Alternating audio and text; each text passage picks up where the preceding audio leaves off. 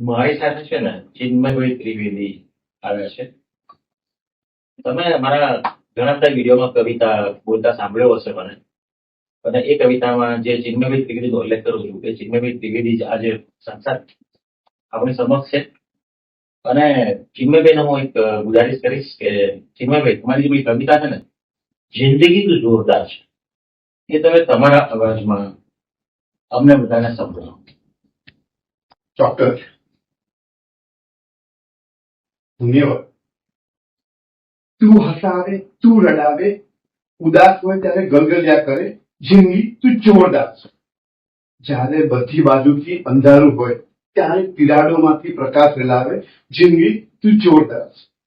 ધાર્યા હોય એ લોકો હાથતાળી આપે અને અંધાર્યા લોકો મદદે દોડી આવે, જિંદગી તું જોરદાર છે. તું અનુભવની ચાસણીમાં ડૂબાવે, તું બીજમાંથી વૃક્ષ બનાવે, જિંદગી તું જોરદાર છે. પોતાના લોકો પારકા જેવી અનુભૂતિ કરાવે ને પારકા લોકો ક્યારેક પોતાના બની જાય એની ખબર પણ ના પડવા દે, જિંદગી તું જોરદાર છે.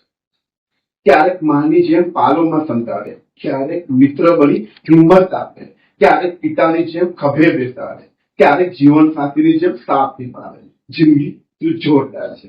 તું સાંભળે, તું સંભાળે, તું સમજે, તું સાચવે, જિંદગી તું જોરદાર છે.